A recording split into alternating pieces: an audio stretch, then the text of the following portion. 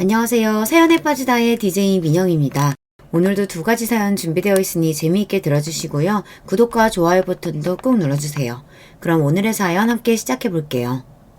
안녕하세요. 사연 유튜브에 제 사연을 올리는 건 처음이네요. 제가 제보할 사연은 한마디로 말하자면 얼마 전 완전히 분열된 제 가족의 이야기입니다. 이제 완전히 남이 된 사람들도 있지만 정말 예상치 못한 새로운 가족이 들어오기도 했어요. 여러분, 이게 무슨 말인가 싶죠? 직접 겪은 저도 이 모든 것을 받아들이기가 정말 쉽지 않았습니다. 저에게 있었던 일을 간단히 말하자면 저 빼고 동서들은 전부 이혼당하고 남편은 태어나서 처음 본 새로운 남동생을 얻게 되었어요. 지금 생각해도 참 정신없고 다신 겪고 싶지 않은 폭탄 같은 날들이었습니다. 지금부터 제가 겪은 말도 안 되는 일들을 천천히 말씀드릴게요. 저는 아버지가 일찍 돌아가셔서 늘 아버지의 품을 그리워하며 자랐습니다. 남편과 결혼하게 된 것도 남편이 아빠 같은 모습이 많이 있었어서 그 모습에 제가 반했던 것 같아요. 회사에서 만났는데 저랑 나이 차이는 많이 안 나지만 정말 성숙한 사람이고 저를 잘 챙겨줬어요. 남편의 그런 모습이 어디서 나왔는지 늘 궁금했는데 아버님을 뵙고 나니 바로 알겠더군요. 아버님은 남편과 정말 비슷한 느낌이었어요. 지금도 아버님께 첫 인사를 갔을 때의 기억이 생생합니다. 정말 인상이 너무 좋으시고 저에게 친절하시고 너무 잘해주셨어요. 아버님은 이후에 결혼하고 나서도 저 맛있는 거 사 먹으라고 늘 남편 몰래 제 용돈을 챙겨주시고 회사 일이 힘들지는 않는지 제 남편이 저에게는 잘 해주는지를 묻곤 하셨어요. 정말 저에게 아빠가 생길 듯한 느낌이었습니다. 저는 지금도 아버님을 만나게 돼서 너무 다행이라고 생각하고요. 제가 참 시댁 복이 많은 사람이라고 생각하고 있습니다. 저도 아버지가 일찍 돌아가신 안타까운 가정사를 가지고 있는데 남편도 저랑 비슷한 가정사를 가지고 있었어요. 바로 남편의 어머님이 일찍 돌아가셨다는 것이었죠. 지금 생각해보면 서로 이렇게 어릴 때 겪은 아픔을 공유하며 더 친해질 수 있었는데요. 그래서 빠른 시일 내에 마음의 유문을 열었던 것 같아요. 형제 관계는 저와는 좀 달랐어요. 저는 외동으로 자랐는데 남편에게는 남동생이 2명 있었습니다. 아버님 혼자서 제 남편을 포함한 도련님들을 전부 키우셨다는 사실이 너무 대단하지 않나요? 그것도 그냥 키우신 게 아니라 정말 반듯하게 모든 아들들을 잘 키워내셨습니다. 제가 처음에 도련님을 보고 깜짝 놀랐던 건 제 남편도 너무 좋은 사람이었는데 도련님들도 하나같이 성격이 좋다는 것이었어요. 정말 삼형제가 어떻게 이렇게 사람이 괜찮을 수 있는지 그만큼 아버님이 삼형제를 잘 키우기 위해 많이 노력을 하신 것 같았습니다. 여러분, 그럼 이렇게 아무 문제가 없고 완벽한 가족인데 도대체 왜 분열이 생기게 된 걸까요? 그건 바로 도련님과는 완전히 딴판인 동서들 때문이었습니다. 제가 남편과 결혼하고 1년 후에 둘째 도련님, 그리고 1년 후에 셋째 도련님이 연달아 결혼을 했어요. 저는 동서들이 생긴다는 생각에 처음에는 기대도 되고 기뻤습니다. 하지만 동서들은 정말 저와는 성격이 정반대였어요. 아직도 처음 동서들을 만났을 때를 잊을 수가 없습니다. 이런 경우는 처음 봤거든요. 여러분, 첫 명절에 일하기 싫어서 일을 대신할 아주머니를 데려오는 며느리를 본 적 있으신가요? 이걸 해낸 게 제 둘째 동서입니다. 사실 둘째 동서를 처음 봤을 때부터 손 하나 까딱하지 않고 앉아만 있었어요. 이번 명절에는 네일 아트를 하고 내일이 상할까봐 일을 할 수 없다며 아주머니를 데려왔다는데 참 아버님이 당황하시던 그 표정을 아직도 생생하네요. 저희는 명절 때 제사를 지내기 때문에 제사 음식을 해야 해요. 그런데 처음 보는 아주머니를 집안에 들여서 제사 음식을 하게 한다는 것 자체가 아버님은 좀 껄끄러우신 것 같았습니다. 결국 아주머님을 돌려보냈고 요리도 할 줄 모르고 내일 때문에 요리를 할 수 없다는 동서만 두고 저 혼자 음식을 다 만들었어요. 제가 형님이라도 기강을 잡을 생각은 없었지만 정말 이건 아닌 것 같아서 저녁 때 둘째 동서에게 이 상황에 대해 진지하게 이야기했습니다.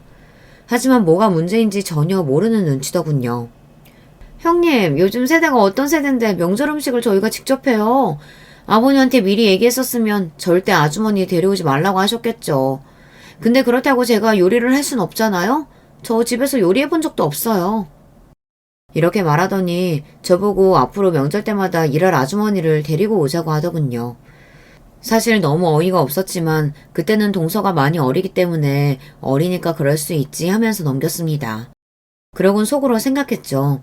곧 셋째 도련님이 결혼하시면 또 다른 동서가 생기니까 좀 괜찮겠지 이렇게요. 그런데 여러분, 왜 저에게만 이런 일이 생기는 걸까요? 셋째 동서는 둘째 동서보다 더 심각했습니다. 정말 제가 상상한 것 이상이었죠. 셋째 도련님이 결혼한 후 첫 명절에 아예 오지도 않더라고요. 그 이유가 뭔지 아시나요? 명절만큼 긴 휴가가 없기 때문에 그때 쉬어야 한다고 혼자 휴가를 떠났다고 하네요. 셋째 도련님이 그래도 첫 명절은 같이 가족들이랑 보내야 하지 않냐고 하니까 요즘 누가 명절을 챙기냐고 아버님 보고는 앞으로 명절 때는 각자 집에서 휴식 취하고 날 잡아서 따로 모이자고 전해달라고 했다네요. 이 얘기를 들은 둘째 동서의 반응도 가관이었습니다. 뭐야, 이럴 거면 나도 안 왔지.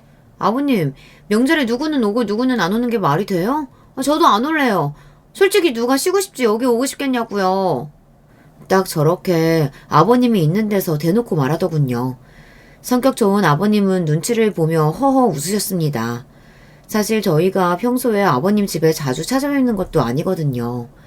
거기다가 아버님은 정말 며느리들에게 용돈도 잘 챙겨주세요. 그러면 다른 날도 아닌 명절에는 와서 인사도 드리고 맛있는 밥도 차려드리고 제사 지내는 것도 도와드리고 가족끼리 이 정도는 할 수 있는 거 아닌가요?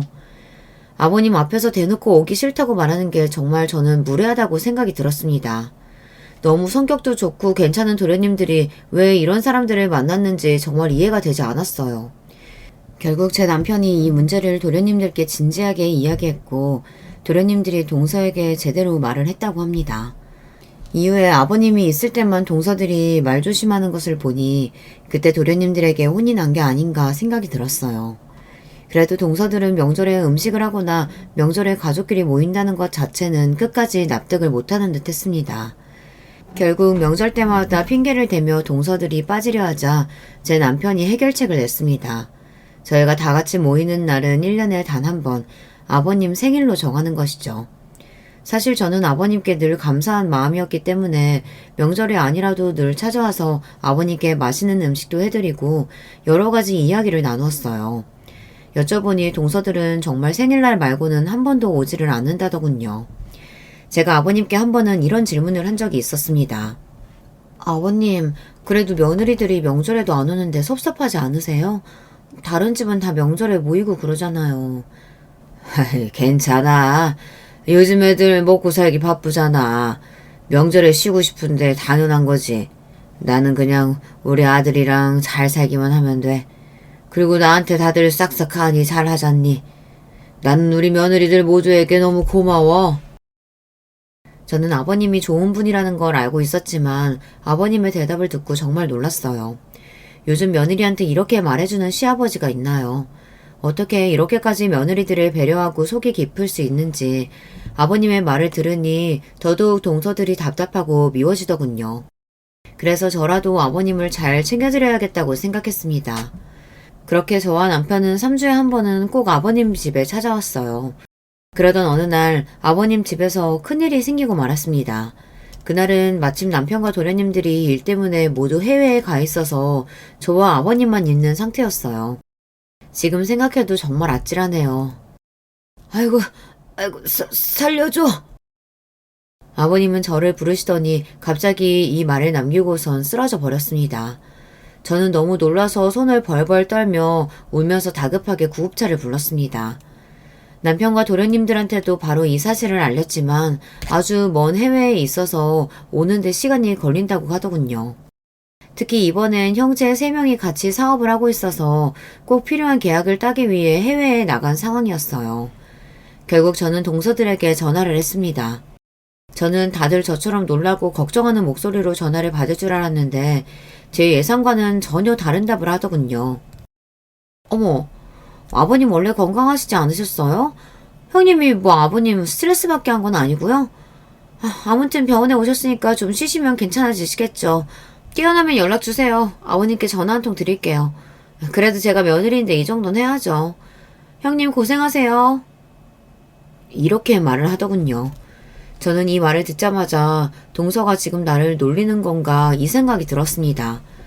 곧이어 셋째 동서한테도 전화를 했어요. 여러분, 과연 제가 무슨 말을 들었을까요? 아직도 셋째 동서의 답을 잊을 수가 없어요. 그 대답은 마치 아버님을 가족으로 생각하지 않는 것 같았거든요. 아, 네. 그런데 아버님이 쓰러지셨는데 왜 저한테 전화하셨어요? 제가 뭐 당장 할 수 있는 건 없잖아요. 일단 진행 상황 더 생기면 이야기해주세요. 제가 지금 엄마랑 오랜만에 만나서 바쁘니까 이만 끊을게요. 사람이 너무 냉정하지 않나요? 시아버지가 쓰러지셨다는데 어떻게 이런 반응을 할 수가 있는지. 둘 다 말도 안 통하고 사실 더 말을 섞고 싶지도 않더군요. 결국 병원에서 저 혼자 있게 되었고 의사 선생님께 아버님이 쓰러지신 이유를 들을 수 있었습니다. 상상도 못할 만큼 충격적이고 안타까운 이야기였죠. 지금 아버님 상황이 많이 안 좋습니다. 신장의 90% 이상이 손상된 상황이에요. 그동안 많이 힘드셨을 텐데 계속 참으신 것 같아요. 결론적으로 말하자면 지금 신장 이식이 빠르게 필요합니다. 상황이 안 좋아서 가족분들도 검사를 빠르게 해보시는 게 좋을 것 같습니다. 선생님, 신장 이식이라뇨? 그게 무슨 말인가요? 그럼 신장 이식을 못 받으면 아버님이 사실 수 없는 상황인 건가요? 그리고 지금 상황이면 아버님이 언제 깨어나실지도 모르는 건가요? 일단 진정하시고요. 아버님이 깨어나기를 기다려봐야 하고 아버님이 깨어나시면 수술하기 전 몇 달간은 신장 투석을 하면서 지내셔야 해요.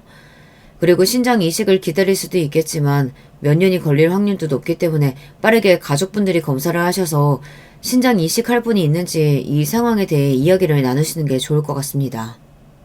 저는 의사 선생님의 말을 듣고 시아버지가 아니라 제 아버지를 잃은 것처럼 마음이 아팠습니다.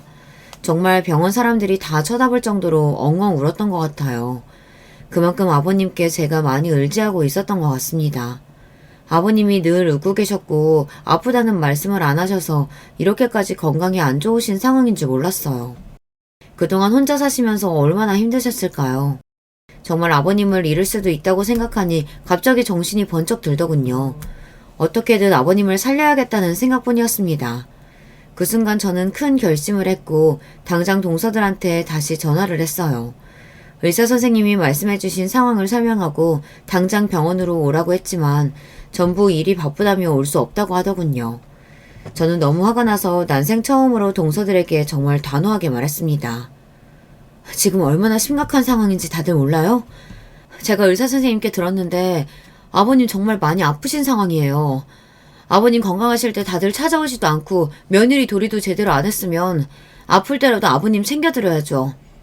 지금 신장 이식 빠르게 받지 못하면 앞으로 어떻게 될지 모른다고요. 다들 생각이 있으면 당장 병원으로 오세요. 도련님들이랑 제 남편도 해외에 있는데 저희들끼리라도 회의를 해야 할 거 아니에요. 이번에 안 오면 저 정말 도련님들한테 동서들이 아버님 쓰러졌다 했는데 어떤 반응 보였는지 다 말할 거예요.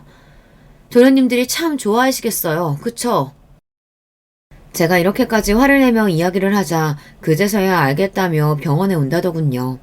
결국 3명이서 어떻게 할지 회의를 하는데 사실 회의 진행 자체가 안 됐습니다. 동서들은 정말 단 하나의 피해도 보기 싫은 것 같았어요. 근데 아버님이 아프시면 지금 병원에 언제까지 계실지도 모르고 수술하면 돈도 많이 들 텐데 그 돈은 어떻게 해요? 지금 저희 집도 사야 돼서 돈 못 내요. 뭐 아버님 모아두신 돈 없어요? 돈 들일 일 또 생겼다니 짜증나 죽겠네.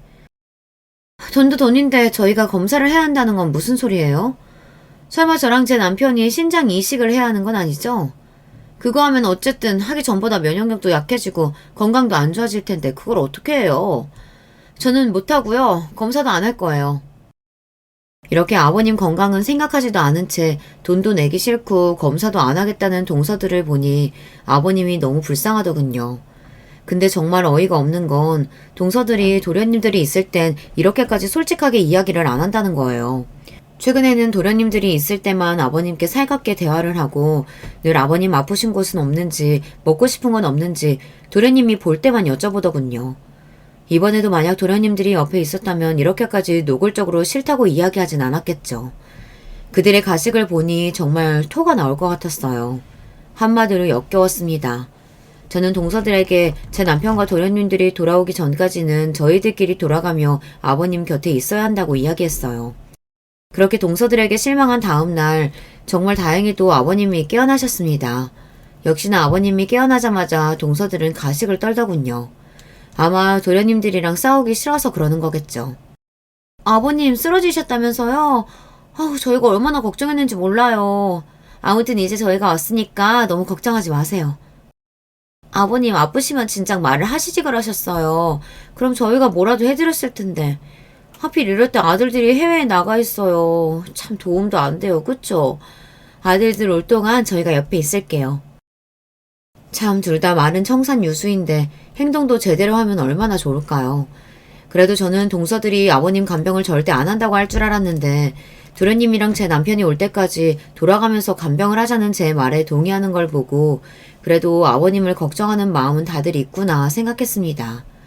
그렇게 짧게 동서들을 보자마자 아버님은 다시 깊은 잠에 드셨습니다. 이후로도 깨어있는 시간이 굉장히 적으셨어요. 몸에는 힘도 없으시고 아무리 깨워도 깨어나기 힘들어 하셨죠. 이런 아버님의 상태는 정말 저를 미치고 불안하게 만들었어요. 아버님은 정말 많이 힘들어 하셨습니다.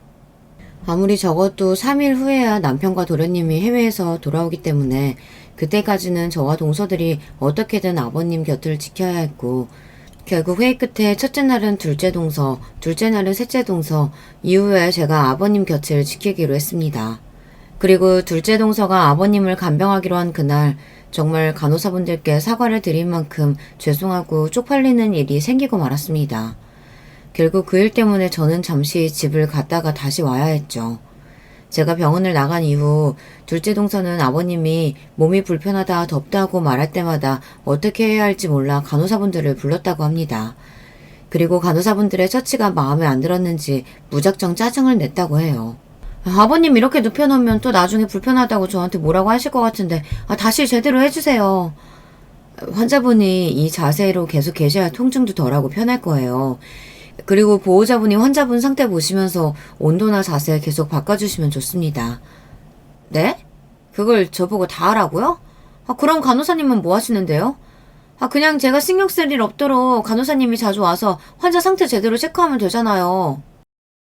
둘째 동서는 이런 식으로 틈날 때마다 간호사님들을 불렀고 보호자가 해야 할 역할을 모두 간호사에게 해달라고 했다네요. 결국 20번 이상 병실을 왔다 갔다 한 간호사님이 도저히 참지 못하고 화를 냈다고 합니다. 보호자분 지금 뭐 하시는 거예요? 저희도 다들 바쁜 사람이에요. 간호사를 20번 이상 부르셨잖아요. 보호자님이 해야 할 일을 모두 저희한테 시키시면 안 되죠. 이렇게 환자분 간호 제대로 안 하고 간호사들한테 피해 계속 주실 거면 나가주셨으면 좋겠네요. 정말 참다 말씀드립니다. 간호사 주제에 지금 보호자한테 이런 식으로 말을 한다고? 하긴 그러니까 의사도 못 되고 간호사나 하고 있겠지. 짜증나. 내가 이런 간호사들이랑 말을 섞고 있어야 한다니. 나라고 여기서 안 나가고 싶은 줄 알아? 이렇게 둘째 동서는 간호사분과 엄청 크게 싸웠고 병원에 있는 사람들이 모두 그 광경을 목격하자 쪽팔린 동서는 저에게 전화를 했습니다. 형님, 지금 당장 와주세요. 형님은 무슨 이런 병원에 아버님을 입원시켰어요? 여기 간호사들 다 이상해요. 수준 떨어진다고요. 제가 뭐 20번 이상 자기들을 불렀다면서 저한테 화를 내던데요? 아니 제가 이상한 거예요? 제가 말하기 전에 진작 와서 아버님 상태 계속 봐줬으면 제가 불렀겠냐고요. 아무튼 저는 간호사랑 싸우고 여기 있는 사람들한테 쪽팔려서 더 이상 병원에 못 있겠어서 지금 나왔거든요. 저는 할 만큼 했으니까 이 병원 찾은 형님이 나머지 해결하세요. 끊겠습니다. 참 이게 무슨 말도 안 되는 소린지 정말 이렇게 황당한 말을 하고선 전화를 끊더군요. 결국 혼자 있는 아버님이 걱정된 저는 집으로 가던 도중에 다시 병원으로 향했습니다. 그리고 그날 결국 제가 아버님을 돌보게 되었죠. 간호사님들께도 제가 대신 죄송하다고 사과를 드렸어요. 주변 사람들은 저에게 다 둘째 동서가 정말 온갖 진상의 행패를 다 부렸다고 하더군요. 괜히 아버님 얼굴에 먹칠하는 건 아닌지 제가 아버님께 너무 죄송했습니다. 그렇게 겨우 하루를 지나 보내고 다음 날이 되었어요. 다음 날은 셋째 동서가 아버님을 간호하기로 한 날이었어요. 저는 오늘은 정말로 집에 다녀야 할 것 같아서 셋째 동서가 도착하자마자 병원을 나왔습니다. 그리고 어제와 같은 일이 다신 생기지 않기 위해 셋째 동서에게 신신당부를 했어요. 동서, 혹시나 해서 하는 말인데 간호사분들 너무 많이 안 불렀으면 좋겠어. 바쁘신 분들이다 보니 정말 필요할 때만 불러야 되고 계속 아버님 자세나 온도 체크하면서 아버님이 불편하지 않도록 잘 챙겨줬으면 해. 알겠지? 네, 형님. 사실 뭐 아버님이 정신이 이상한 것도 아니고 제가 하루 종일 아버님과 말해야 하는 상황인 건 아니잖아요. 그렇다면 제 시간도 나름 있는 것 같고 그렇게 힘들 것 같진 않네요. 걱정 말고 다녀오세요. 저는 셋째 동서의 말을 믿고 편안한 마음으로 집에 갔습니다. 하지만 몇 시간이 채 지나지 않아 휴대폰으로 미친 듯이 전화가 오더군요. 정말 불길한 느낌이 들었습니다. 그리고 제 예감은 틀리지 않았어요. 형님, 간병이 이런 거였어요? 왜 진작 말씀을 안 해주셨어요? 아니 제가 아버님 똥오줌까지 받아야 되냐고요. 형님 분명히 말하는데 전 냄새나는 노인 절대 간병 못해요. 이렇게 어이없는 말을 남기고 셋째 며느리는 아버님을 둔 채 떠나버렸습니다. 여러분, 어떻게 아파서 사경을 헤매는 시아버지를 보고 냄새나는 노인이라는 말을 할 수가 있죠. 정말 저는 당장이라도 도련님께 전화해서 셋째 동서가 저에게 한 말을 그대로 전해주고 싶었습니다. 제가 만약 제 남편이 제 가족에게 그런 이야기를 했단 걸 알게 되면 저는 그날로 정이 떨어져서 절대 같이 못 살 것 같거든요. 정말 둘째 동서한테 실망한 것 이상으로 셋째 동서한테도 크게 실망을 했습니다. 그리고 저는 집에 가는 도중에 또 병원으로 돌아왔습니다. 병원에 가니까 옆에 있던 보호자분이 저에게 할 말이 있다고 하더군요. 그분이 해주신 말씀은 정말 충격적이었어요. 대체 오늘 있었던 사람 누구야? 자기처럼 며느리인 것 같긴 한데 정말 너무하더라. 자기 시아버님은 쳐다도 안 보고 계속 폰만 만지지는 않나. 친구랑 1시간 동안 떠들면서 전화한다고 병실에 있는 환자들 아무도 잠 못 자게 하질 않나. 아예 자기밖에 모르던데? 진짜 사람이 기본 개념이 없더라. 아버님 똥오줌도 치우지도 않은 채로 그냥 가버려서 나랑 저기 있는 간호사가 다 치웠잖아. 어떻게 자기랑 저렇게 다를 수가 있는 건지 참. 아픈 사람한테는 정말 그러면 안 되는 거거든. 아버님 지금 아파서 정신이 없어도 이상한 분명히 느끼실 거야. 얼마나 쪽팔리고 미안하겠어. 아무튼 자기가 따끔하게 혼 좀 내야겠더라. 여러분, 대체 제 동서들은 왜 이러는 걸까요? 한 달 간호하는 것도 아니고 단 하루를 제대로 못하는 게 말이 되나요? 정말이지 셋째 동서가 한 행동은 둘째 동서보다 더 생각이 없는 행동들이었어요. 제가 병실에 있는 다른 분들을 통해 이런 이야기를 들으니 너무 속상하고 쪽팔려서 얼굴이 다 빨개지더군요. 그래도 정말 다행인 건 제가 옆에 있는 다른 환자분 보호자님들과 친해져서 가족끼리도 힘든 똥오줌 처리를 도와주셨다는 것입니다. 저는 연신 감사하다고 말씀을 드렸고 다른 환자분들이랑 보호자분들께 피해를 끼쳐서 죄송하다고 진심으로 사과했습니다. 다행인지 불행인지 아버님은 정신이 없으셔서 이 상황을 잘 인지하지 못하고 있는 것 같았어요. 아버님이 셋째 동서가 말한 망언을 들으면 얼마나 마음이 아프고 미안하셨겠어요. 저는 이 일이 있은 이후로 절대 동서들한테 아버님 간병을 맡기지 않아야겠다고 결심했습니다. 결국 이런저런 일을 겪으며 저 혼자 아버님의 간병을 맡게 되었어요. 동서들은 그렇게 떠나놓고선 저에게 미안하다는 카톡도 보내지 않았습니다. 좀 더 심하게 말하면 둘 다 가정교육을 제대로 받지 못했다는 생각이 들더군요. 혼자서 이 일을 도련님께 다 이야기해야 할지 아니면 제 손에서 따끔하게 혼을 내야 할지 계속 고민하고 있었어요. 그리고 며칠 후 드디어 제 남편과 도련님들이 돌아왔습니다. 그러자 제 동서들은 여우처럼 거짓말만 늘어놓더군요. 자기 왔어? 첫째 날 내가 아버님 간호해드렸잖아. 근데 여기 병원이 좀 이상하고 안 좋아서 내가 고생을 좀 많이 했어. 간호사들 다 말이 안 통해. 아버님 나 없었으면 그날 진짜 힘드셨을 거야. 간병이 쉽지가 않더라. 내가 진짜 똥오줌 치우느라 어떤 짓까지 했는지 모르지? 아무튼 말도 마. 이제 당신 왔으니까 나 시키지 말고 당신이 아버님 돌봐드려. 참, 누가 보면 동서들이 첫째 날, 둘째 날 끝까지 아버님을 간호한 줄 알겠어요. 도련님들 앞에서 힘든 척하는 모습이 정말 어이가 없었습니다. 동서들이 잠시 동안 아버님 간호를 하면서 어떤 짓을 저질렀는지 전부 얘기해버리고 싶었지만 그렇게 되면 아버님까지 나중에 알게 되시고 상처를 크게 받으실까 끝까지 참았습니다. 하지만 아무것도 하지 않았으면서 열심히 간호한 것처럼 도련님들 앞에서 힘든 척하는 건 정말 꼴사납더군요. 그런데 저만 이런 감정을 느낀 것이 아니었나 봅니다. 힘든 표정으로 숨을 몰아쉬는 아버님도 아들들을 보자 할 말이 있는 듯한 눈치였어요.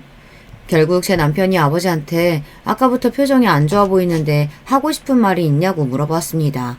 아버님께서는 고민하시다가 신경 안 써도 된다고 손으로 표시하셨죠. 이후 남편과 도련님들 그리고 동서들과 저는 다 같이 아버님 신장 이식을 어떻게 할지 회의를 하게 되었어요. 저는 아버님 상태가 많이 안 좋으니 모두가 검사를 받아봤으면 좋겠다고 했는데 동서들은 싫다고 검사를 받지 않겠다고 말하더군요. 그 이유는 다양했습니다. 몸이 약하다거나 지병이 있다거나 등등의 핑계를 댔어요. 하지만 이 일은 누가 강요할 수 있는 일은 아니기 때문에 결국 저와 남편 그리고 도련님 둘만 총 4명이 신장 이식을 할 수 있는지 관련 검사를 받기로 했습니다. 결과가 나오기 전까지 정말 떨리더군요. 저는 나라도 괜찮으니 누구라도 제발 신장 이식을 할 수 있었으면 좋겠다라고 끝없이 기도했습니다.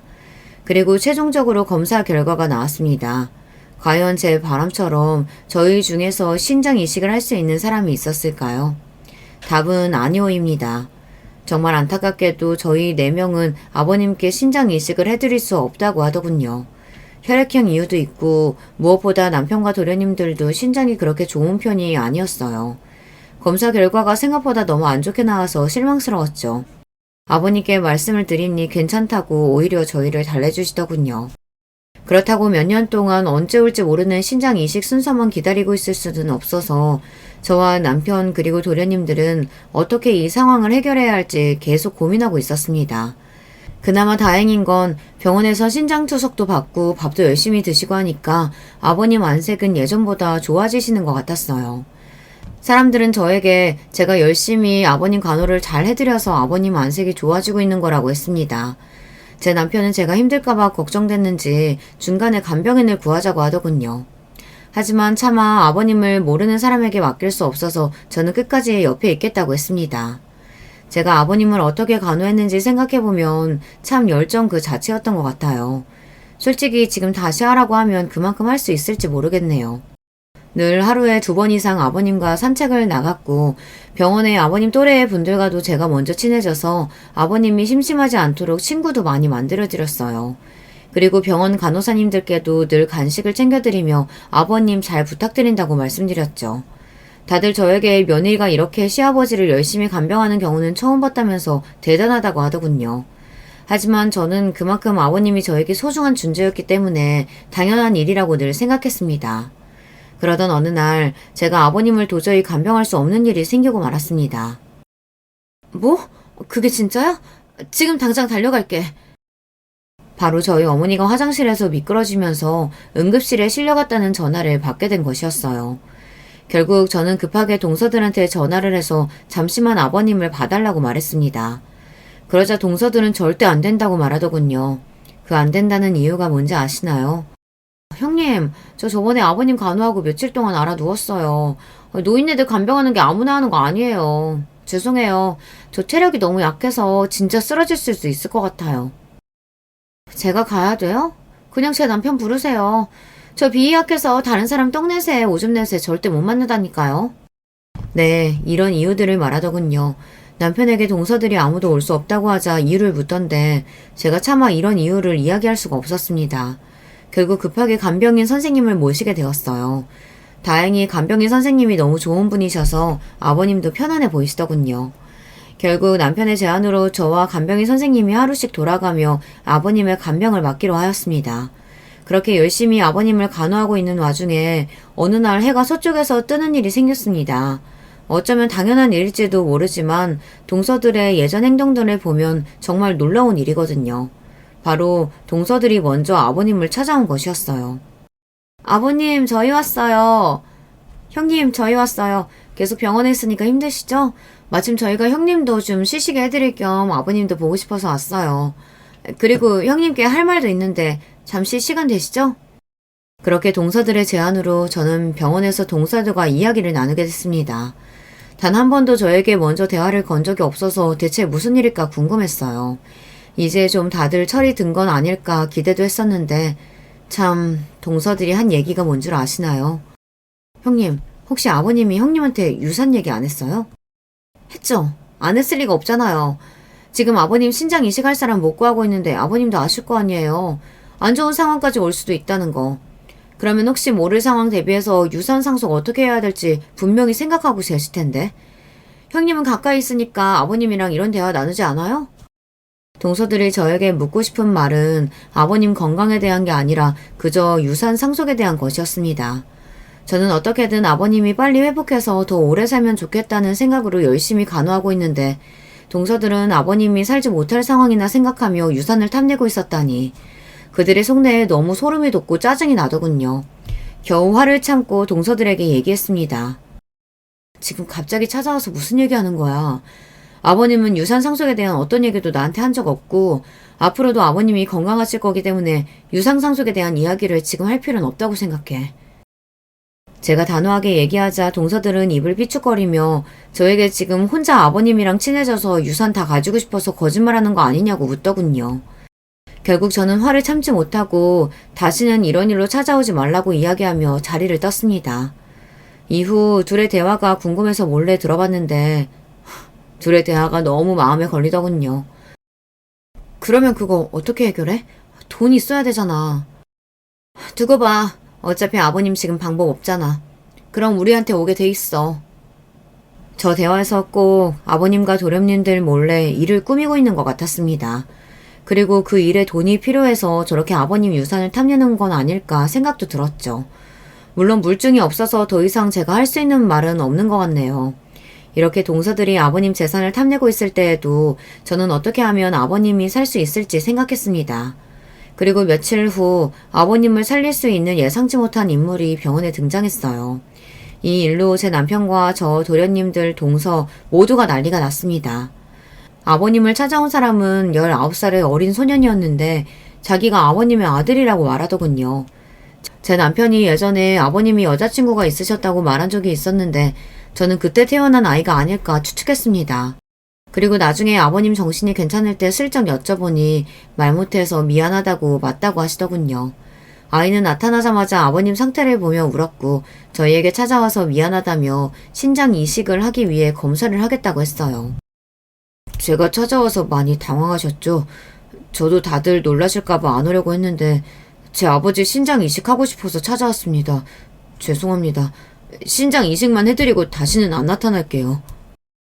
처음엔 도련님의 존재가 너무 놀라웠지만 어린 나이에도 성숙하게 말하는 도련님을 보자 마음 한쪽이 찡해졌습니다. 사실 아무리 가족이라도 신장 이식을 하는 게 쉬운 결정은 아니잖아요. 어린 나이에 저런 생각을 하는 게 정말 대단하다고 느꼈습니다. 그리고 얼마 후 검사 결과가 나왔는데 다행히도 신장이 아주 건강해서 이식을 할 수 있다고 하더군요. 저는 갑자기 나타난 도련님께 정말 감사하다고 말하며 병원에 올 때마다 맛있는 것도 사주며 이야기를 들어주며 수술 전까지 계속해서 안심을 시켜주었어요. 하지만 동서들은 이 상황이 마음에 들지 않는 듯 했어요. 어린 도련님을 볼 때마다 눈치를 주며 갑자기 나타난 아이를 어떻게 믿냐며 신장 이식을 꼭 이 아이한테 받아야 하냐고 묻더군요. 저로선 이해가 되지 않았지만 신장 이식은 당연히 빠르게 해야 했고 어린 도련님께 저희가 고마워해야 할 상황 아닌가요? 그러자 셋째 동서는 정말 아버님의 아들이 맞는지도 의심된다고 얘기했어요. 결국 어린 도련님은 나중에 유전자 검사지까지 들고 왔습니다. 그러자 더 이상 동서들도 아무 말을 못하더군요. 저는 어린 도련님이 동서들 때문에 스트레스를 받아서 마음이 바뀌면 아버님이 신장 이식을 받지 못할 수도 있다는 생각이 들어 동서들과 어린 도련님을 최대한 만나지 못하게 하였습니다. 그렇게 드디어 기다리고 기다리던 아버님이 신장 이식을 받는 날이 되었습니다. 저는 전날 밤 너무 긴장돼서 한숨도 자지 못했어요.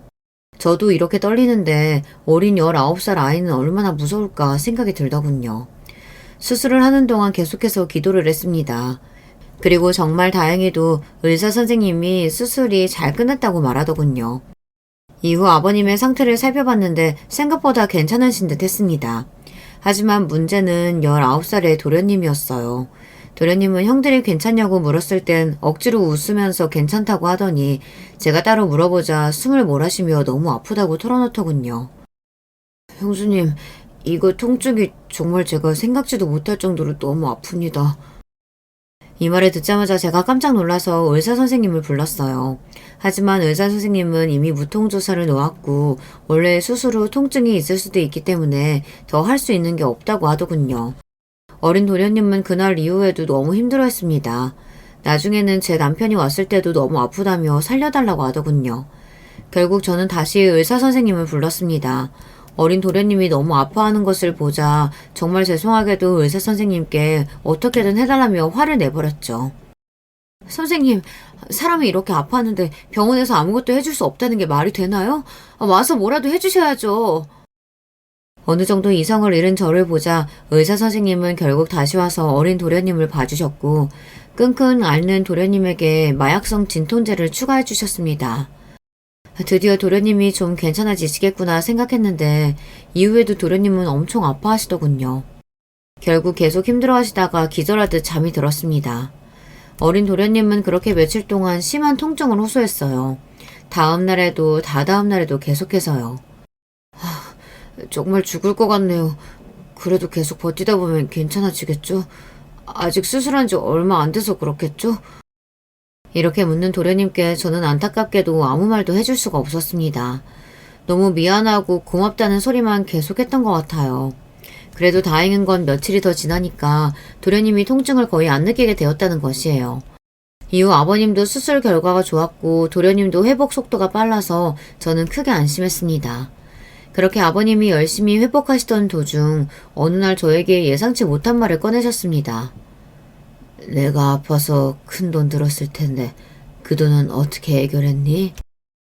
저는 아직 몸 회복이 안 된 아버님이 돈 때문에 스트레스를 받지 않을까 걱정돼서 예전부터 저랑 남편이 혹시 몰라서 모아둔 돈이 있었기 때문에 그 돈을 사용했다고 거짓말을 했어요. 돈 걱정은 절대 하지 말라고 신신당부를 드렸습니다. 하지만 아버님의 표정은 마음이 놓이는 표정이 아니었어요. 그러더니 마지막에 저한테 의미심장한 말씀을 하셨어요. 내가 너한테 정말 신세를 많이 졌다. 돈 문제는 내가 몸이 좀 더 회복하고 나면 어떻게든 해결할 테니 너희는 걱정하지 말렴. 날 위해서 그렇게 큰 돈을 쓰다니 고맙다. 네가 있어서 사는 게 얼마나 든든한지 몰라. 저는 어떻게든 해결한다는 아버님의 말씀이 아버님이 무리하게 돈을 구해서 저한테 주시려는 건 줄 알고 혹시라도 저 때문에 돈을 힘들게 구할 생각이라면 절대 그렇게 하실 필요 없다고 몇 번이나 말씀드렸습니다. 아버님은 마음만으로도 너무 고맙다고 계속해서 말씀하셨죠. 그 후 제가 그토록 바랬던 아버님과 도련님의 퇴원날이 되었습니다. 저는 저희 집으로 아버님과 도련님을 초대해서 건강한 집밥을 차려드렸어요. 그리고 도련님과 아버님께 제가 먼저 쉽지 않은 말을 꺼냈습니다. 두 분이 어떻게 반응할지 몰라서 제가 더 긴장했어요. 아버님, 도련님, 제가 고민을 해봤는데 좀 더 몸 회복하실 동안만 저희랑 같이 사시는 건 어때요? 두 분 다 병원도 자주 가봐야 하고 건강하게 잘 챙겨 드셔야 하잖아요. 아무래도 두 분이 혼자 사시니까 음식 챙겨드리긴 힘들 것 같아서 고민하다가 말씀드리는 거예요. 제가 이 말을 꺼내자마자 남편도 놀라운 눈으로 저를 보더군요. 남편에게 상의하기 전에 아버님과 도련님 의견을 먼저 여쭙고 싶어서 제가 이야기를 먼저 꺼낸 것이었습니다. 그러자 아버님의 반응이 너무 감동적이었습니다. 정말 고맙다. 내가 어떻게 너 같은 며느리를 얻게 됐는지 모르겠어. 전생에 무슨 공헌을 했길래. 너가 너무 좋은 아이라는 건 알았지만 내가 정말 아프고 오니 사람의 진가가 더 잘 보이는구나. 나는 앞으로 너 딸처럼 생각할 거야. 뒤이어 도련님도 감격스러운 표정으로 저에게 말했습니다. 형수님, 어쩌면 형수님 입장에서는 제가 너무 갑작스러우실 텐데 이렇게 저까지 생각해 주셔서 감사합니다. 혹시 괜찮으시다면 제가 1년 안으로 다시 엄마를 만나기 위해 외국으로 갈 때까지만 신세 지겠습니다. 혹시 제가 도울 일 있다면 언제든 말씀해 주세요. 정말 감사합니다. 다행히 아버님과 도련님이 너무 좋아해 주셨고 남편도 흔쾌히 좋다고 해서 그렇게 약 1년간 4명이 같이 살게 되었어요. 새로운 가족의 형태였지만 잘 적응해서 평탄하게 하루하루를 보냈어요. 어느덧 아버님의 생신날이 되었습니다. 이날은 동서들도 모이는 1년에 한 번 있는 날이었죠. 건강식으로 저는 생신상을 차렸고 모든 가족이 모였습니다. 그러자 갑자기 아버님이 깜짝 놀랄만한 이야기를 꺼내시더군요. 내가 아픈 동안 며느리들은 날 간호했고 내 아들들은 열심히 돈 벌어서 내 병원비 냈다고 들었다. 모두에게 고맙다. 너희 아니었으면 난 이 세상에 없었을 거야. 내가 너희한테 너무 고마워서 작은 선물을 준비했다. 지금 다들 각자 통장 확인해보렴. 돈은 너희는 몰랐겠지만 내가 예전부터 모아둔 돈이 꽤 있었어. 이건 유산도 아니고 그냥 용돈 주는 거니까 너무 부담 갖지 않아도 된다. 아버님의 폭탄 발언에 저희는 모두 서로의 눈치를 보며 얼른 통장 잔액을 확인해 보았습니다. 그 순간 저는 입을 다물 수 없을 정도로 태어나서 제가 받아본 적 없는 액수를 보게 되었어요. 1억이 제 통장에 꽂혀 있는 것이었어요. 너무 감사하면서도 받을 수 있는 금액이 아니라는 생각에 아버님께 말씀드렸죠. 아버님, 그래도 그렇지 저희한테 1억씩 보내시면 어떡해요. 저는 아버님이 이렇게 건강하게 살아계신 것만으로도 너무 기뻐요. 용돈 너무 많이 주신 것 같아요. 아버님은 그저 허허 웃으시더군요. 그런데 제 말을 들은 둘째 동서와 셋째 동서의 표정이 좀 이상했습니다. 그러더니 억울한 표정으로 한마디씩 하더군요. 형님, 1억이라뇨? 제 통장엔 겨우 20만 원 들어왔는데요? 제 통장엔 10만 원이요. 아니 아버님, 이거 형님한테 금액을 잘못 보냈거나 아니면 저희한테 금액을 잘못 보내신 거 아니에요? 뭐야? 자기는 얼마 받았어? 도련님은요? 아주머님은요? 그러자 모두 자기가 얼마나 받았는지 이야기했습니다. 제 남편과 어린 도련님은 2천만 원, 그리고 둘째, 셋째 도련님들은 각각 1,000만 원씩 받았더군요.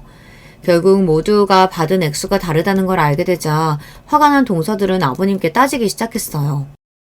아버님, 설마 치사하게 지금 일부러 금액 다르게 주신 거예요? 아니, 그러면 형님은 왜 1억인데 저는 20만 원밖에 안 돼요? 와, 지금 대놓고 며느리 차별하겠다 이거예요? 돈은 공평하게 나눠주셔야죠. 저도 형님처럼 1억 주세요. 아버님, 어린애도 아니고 돈으로 이게 뭐하는 짓이에요? 그리고 얼마 전에 굴러온 저 도련님이랑 아주버님은 2천만 원씩 주면서 왜 제 남편은 1,000만 원인데요? 이건 기준이 너무 주관적이잖아요. 너무 생각이 짧으시네요. 오랜만에 모여서 가족끼리 싸우는 걸 보고 싶으세요? 저는 평소에도 절대 며느리들한테 싫은 소리 하지 않고 가족들끼리 싸울 일도 만들지 않은 아버님이 이렇게 모두에게 다른 금액으로 용돈을 줬다는 게 밝혀지면 서로 얼굴 붉히고 싸울 걸 알면서도 이 행동을 하신 데에는 이유가 있을 거라고 생각했습니다. 그리고 또 한편으로는 아버님은 동서들이 아버님을 간호하면서 어떤 말을 했는지 알지도 못하실 텐데 왜 이렇게까지 극단적으로 용돈을 적게 주신 건지 이해가 되지 않았어요. 그리고 아버님이 말을 꺼내자마자 모든 것이 납득되기 시작하였습니다. 나는 용돈을 정확히 그 사람에게 어울리는 금액으로 나눠줬다. 더 줄 생각은 전혀 없다. 20만 원, 10만 원 그것도 많이 준 거야. 왜 내가 첫째 며느리랑 다르게 너희한테 겨우 그만큼의 용돈을 줬는지 아니? 너희가 날 대한 태도가 딱 그만큼이었거든. 몰랐나 본데 나는 늘 녹음기를 켜둔다. 내가 아프다는 걸 알고부터 나한테 어떤 일이 생길지 모르기 때문에 언젠가부터 습관이 됐지. 신장 이식을 받기 전 내가 사경을 헤맬 때 너희들이 어떤 얘기하는지 다 들었다. 하루 동안 날 간병하면서 간호사한테 진상짓하고 내가 잠자기도 힘들 정도로 시끄럽게 친구랑 통화하고 나한테 냄새나는 노인이라며 내 똥오줌 치우지도 않고 집에 가버리며 날 무시했지. 그뿐만이 아니다. 내가 빨리 죽어버리길 바랬더구나. 그러면 내 유산을 너희가 가질 수 있을 거라고 생각했기 때문이지. 너희가 날 잘 찾아오진 않았어도 내가 아플 때 뒤에서 이런 행동을 할 줄은 꿈에도 몰랐어. 이걸 다 알면서도 난 너희한테 10만 원, 20만 원을 준 거라고. 아직도 내가 적게 준 거라고 생각하니? 아버님의 말이 끝나자마자 동서들은 아무 말도 못하고 도련님들의 눈치만 보더군요. 도련님들은 정말 꿈에도 생각하지 못한 표정이었습니다. 그러더니 둘째 도련님이 둘째 동서에게 소리치며 결국 이혼하자고 이야기했어요. 그러자 무언가 결심한 듯 셋째 도련님도 일어나서 셋째 동서에게 소리치더군요. 나도 이렇게 양심 없고 무서운 애랑 더 이상 못 살겠다. 이혼하자. 원인은 너한테 있으니까 아무 말도 하지 마라. 도련님들이 이렇게 무섭고 단호하게 이야기하는 건 처음 봤습니다. 동서들도 설마 도련님들 입에서 이혼이라는 단어가 나올 줄은 꿈에도 몰랐는지 아무 말도 못하더군요. 그러더니 아버님께 잘못했다며 싹싹 빌기 시작했어요. 아버님은 그런 동서들을 쳐다도 보지 않고 방으로 들어갔습니다. 그리고 도련님과 동서는 이혼을 두고 싸우기 시작했습니다. 저는 이쯤 되자 아버님의 건강이 걱정돼서 모두 나가달라고 하였고 그렇게 아버님의 생일 파티는 요란하게 끝이 났습니다. 이후 동서들은 저에게 연락을 해오며 이혼을 막아달라고 했지만 제가 할 수 있는 건 없었어요. 결국 도련님들은 더 이상 신뢰를 회복할 수 없다며 이혼을 선택했습니다. 아버님의 녹음기는 이후 이혼을 위한 법정에서도 중요한 증거로 활용되었다고 하네요. 아버님은 이후에도 저에게 많은 용돈을 주셨습니다. 그리고 지금도 1년에 한 번씩 해외로 떠난 어린 도련님이 한국에 올 때마다 아버님과 함께 모여서 같이 밥을 먹고 있어요. 어쩌다 보니 동서들은 다 잃었지만 저는 새로운 도련님을 얻고 아버님도 지킬 수 있었기에 너무 힘들었지만 그래도 괜찮은 결말이라고 생각하고 있습니다. 물론 이런 일을 다시 겪고 싶진 않고요. 지금까지 꽤나 길고 정신없었던 제 이야기 들어주셔서 감사합니다. 여러분들도 정말 건강 조심하시고 우리 모두 착하게 삽시다. 안녕하세요. 저는 현재 교도관으로 일하고 있는 40대 후반 여자입니다. 여러분은 뿌린 대로 거둔다 라는 말에 대해 어떻게 생각하시나요? 흔히 인과응보 사필규정이라는 말이 있죠. 저에겐 중학생 딸이 있는데요. 딸이 학교에서 인과응보라는 말을 배웠다고 하더라고요. 순간 저 말을 듣는데 얼마 전에 저에게 일어난 일이 생각났어요. 어릴 때는 착한 사람은 복을 받고 나쁜 사람은 벌을 받는다는 말이 공감이 가지 않았습니다. 오히려 성인이 되고 결혼하며 저는 세상에 악독한 사람이 생각보다 많다고 느꼈거든요. 그런데 시간이 흐르니까 결국 다 돌려받는다는 것을 알게 되었습니다. 옛말이 틀린 게 전혀 없더라고요. 무슨 사건이 있었는지 궁금하시죠? 그럼 바로 제 사연을 시작하도록 하겠습니다. 저는 아빠가 어릴 때 일찍 사고로 돌아가셔서 홀어머니 밑에서 자랐습니다.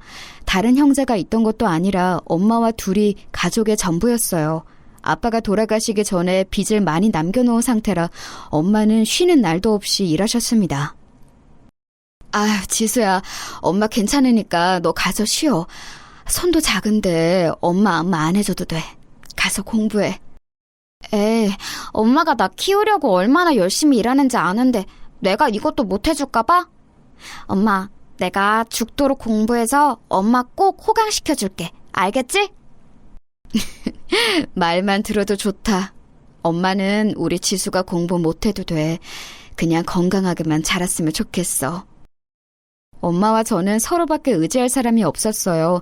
그래서 가난하고 부족한 게 많았지만 서로를 위하며 버티고 버텼습니다. 하지만 힘든 것은 사실이었어요. 저는 제가 성공할 수 있는 유일한 방법은 무조건 공부라고 생각했습니다. 독서실을 갈 돈도 없어서 학교에 남아 죽어라 공부했어요. 지수야, 축하해. 매일 그렇게 혼자 끝까지 남아서 공부하더니 결국 인서울 했구나. 선생님이 다 기특하다. 어서 어머님께 전화드려서 사실을 알려드려. 축하한다. 아주 유명한 면문대는 아니어도 서울에 있는 4년제 학교에 입학하기도 했습니다. 하지만 저는 등록금이 그렇게 비쌀 줄은 전혀 몰랐어요. 장학금을 타지 않으면 도저히 학업을 이어갈 수가 없었습니다. 제가 법학과를 입학했었는데 공부량도 되게 많아서 성적 장학금을 타는 것이 너무 힘들었어요. 공부만 할 수 있는 환경이면 그래도 괜찮았을 텐데 저는 생활비를 제가 벌어야 했습니다. 그래서 공부할 시간이 많지 않아 고학년으로 갈수록 장학금을 타지 못했어요. 엄마, 내가 과외로 번 돈이야. 이걸로 우리 월세 내고 또 엄마 병원 가. 가서 검사하고 물리치료도 받아. 어깨 아픈 거 계속 가잖아. 내가 진짜 너무 걱정돼서 그래. 아유, 아니야. 네가 이렇게 열심히 일해서 번 돈인데 엄마가 어떻게 쓰니? 아니야. 엄마가 아파서 일을 못하니까 우리 딸이 이렇게 고생하네. 엄마는 마트에서 계산원으로 일하셨는데 종일 서 있으니까 무릎이 많이 상한 상태였어요. 원래 제가 학생 때는 식당에서 일했는데 그때 팔목부터 어깨가 이미 아픈 상태였거든요. 한마디로 온몸이 안 아픈 곳이 없는 상태였습니다. 이러니 제가 과외를 무리하게 늘려서 돈을 벌 수밖에 없었어요. 학교 공부는 못하고 학생들의 내신 관리에 시간을 쏟으니 장학금을 탈 수 없는 사태가 발생했습니다. 방학 때는 과외를 무리하게 돌리다 쓰러져서 응급실에 가기도 했죠. 다이어트를 굳이 하지 않아도 몸은 항상 마른 상태를 유지했어요. 지수야, 엄마는 네가 안 아픈 게 소원이야.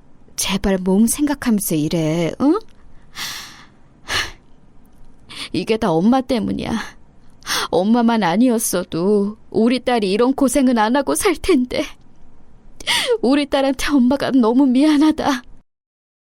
현실적으로 월세가 밀리고 생활이 힘들어지니 저는 문득 대학의 중요성에 대해 생각하게 되었어요.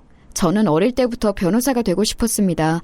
그런데 아무리 생각해도 현실적으로 변호사가 되는 것은 너무 큰 무리였어요. 당장 학교 공부도 하지 못하고 월세가 밀리는 현실인데 어떻게 공부를 하겠어요. 그리고 엄마가 저를 키우면서 식당, 공장, 마트 등 안 해본 일이 없으세요. 그것을 보고 저는 안정된 직장을 가지는 것이 중요하다는 생각이 들었습니다.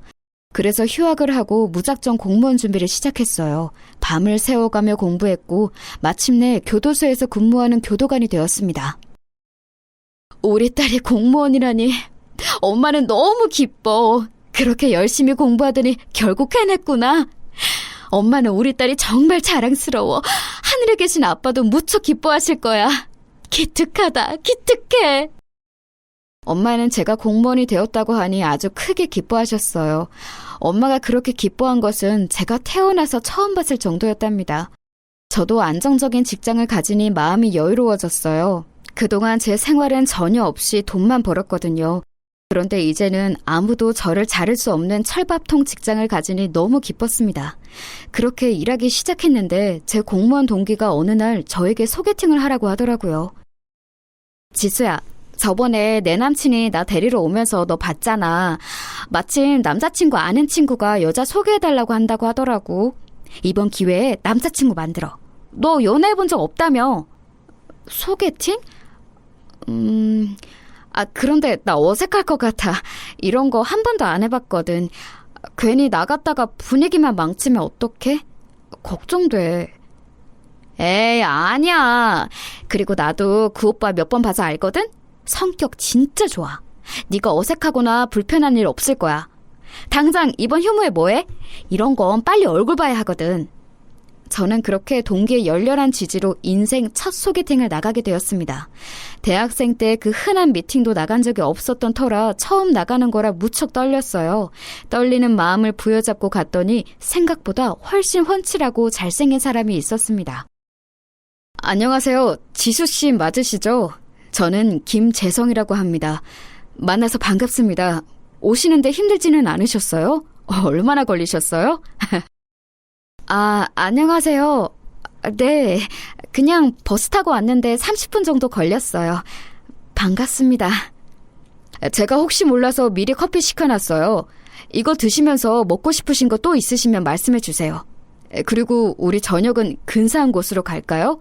미리 예약한 곳이 있어요. 어색해서 커피가 코로 들어가는지 입으로 들어가는지도 몰랐어요. 우왕좌왕하는 저와 달리 재성 오빠는 아주 능숙하게 저를 대해주었습니다. 차를 탈 때도 조수석 문을 열어주고 매너가 몸에 장착된 사람이었어요. 다정하고 여자를 잘 아는 모습에 저는 속절없이 넘어가게 되었습니다. 재성 오빠랑 사귄다며? 축하해. 야, 밥 한 끼 쏴. 그 오빠가 능력은 없어도 껍데기 하나는 죽이잖아. 네가 공무원이라 안정적이니 오빠가 다소 능력은 없어도 결혼은 문제 없어. 동기의 말은 사실이었어요. 재성 오빠는 훤칠한 겉모습과 달리 능력은 하나도 없었습니다. 반반한 얼굴 덕에 대학생 때부터 인기가 아주 많았다고 하더라고요. 그런데 졸업하고는 제대로 된 직장을 다닌 적이 없다고 했습니다. 우리 결혼하면 그래도 지수 네가 공무원이니까 안정적이라 다행이다. 내가 이렇게 종종 모델 일하면서 돈 벌어오면 그걸로 생활비에 보태자. 나랑 결혼할 거지? 결혼? 그런데 오빠 나는 지금 현실적으로 우리 엄마한테 용돈도 주고 있고 내가 엄마랑 둘이 살아서 내 월급이 다 생활비로 들어가거든. 결혼은 조금 미루자. 그럼 결혼하고 당분간은 우리 집에서 살자. 안 그래도 내가 엄마한테 물어봤더니 엄마는 며느리가 들어와서 살아도 괜찮으시대. 우리 엄마 완전 짱이지. 재성 오빠는 사귀고 몇 개월이 지나지 않아 계속 결혼을 요구했어요. 심지어 저보고 시댁에 들어와서 살라는 말도 했습니다. 재성 오빠와 저의 공통점이 있다면 바로 홀어머니였습니다. 그래서 더욱 생각보다 빨리 가까워진 계기가 되기도 했어요. 오빠는 제가 엄마에게 용돈을 주는 것을 알고 있었고 결혼해도 계속 주라고 확실히 말했습니다. 순진한 저는 그 말을 그대로 믿고 결혼 얘기를 엄마에게 꺼내게 되었어요. 결혼? 우리 지수가 언제 이렇게 커서 결혼을 한대? 엄마는 너무 기뻐. 엄마가 지수 너한테 해준 것도 전혀 없는데 고맙다. 에이, 뭐가 고마워? 나야말로 없는 형편에 이렇게 키워준 게 너무 고맙지. 이제 결혼하고 아기 낳으면 우리 행복하게 살자.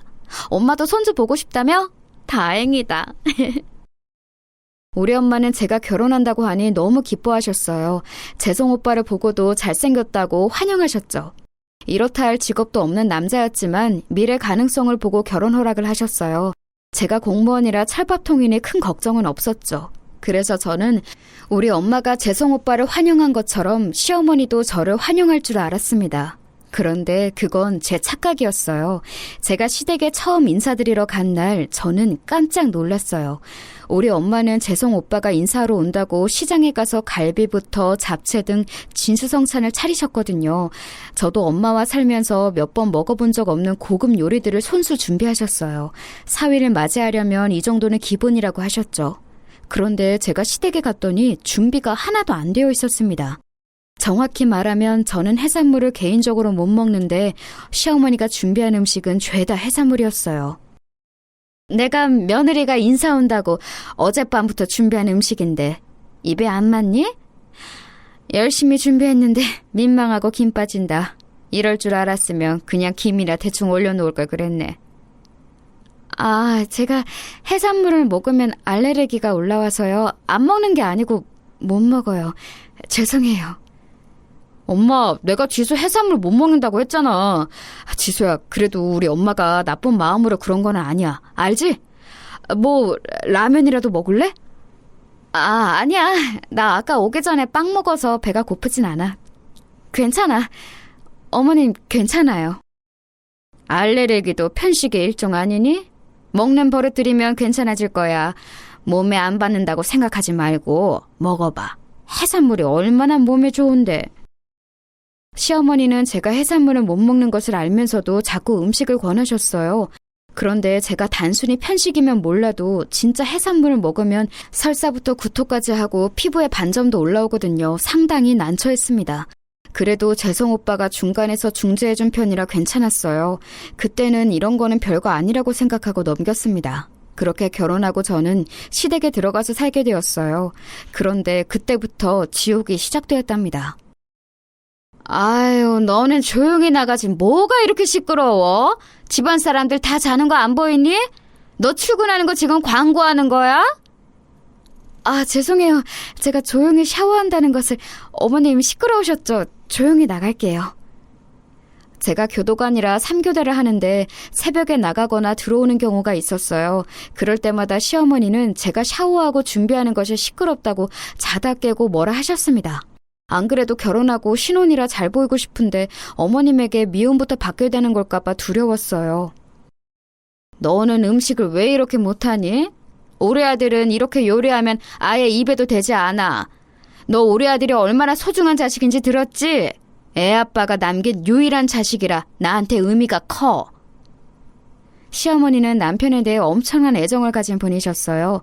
남편은 그때 무직이었고 제가 밖에서 일하는데도 항상 남편을 먼저 챙기셨습니다. 심지어 엄마가 제 몸이 걱정된다고 홍삼을 지어 보내셨는데 그걸 남편을 먹이더라고요. 어머님, 그거 친정엄마가 저 먹으라고 보내준 홍삼 아닌가요? 엄마가 비싼 돈 주고 지었다고 했는데 제가 3교대라 잠을 잘 못 자니까 걱정된다고 하셨거든요. 지금 밖에서 돈 번다고 유세 떠는 거야? 그러면 뭐해? 너 월급에서 친정엄마 준다고 반이나 주잖아. 사실상 가져오는 돈도 적으면서 뭐가 그렇게 잘났어? 우리 아들 돈 못 번다고 기죽이는 거야? 어? 아니, 그게 아니고 우리 친정엄마도 경제적으로 여유롭지 않은데 저 먹으라고 보내주신 거라 신경이 쓰여서요. 아니에요. 네. 이깟 홍삼 뭐 얼마나 한다고. 우리 아들이 몸이 건강해야 밖에서 돈을 벌어올 거 아니야. 네가 자꾸 우리 아들 기를 죽이니까 내 아들이 저렇게 집에만 있는 거잖아. 안 그래? 시어머니는 제가 무슨 말만 하면 본인 아들 기를 죽인다고 분노하셨어요. 실제로 남편은 결혼하고 2년은 무직 상태로 보냈거든요.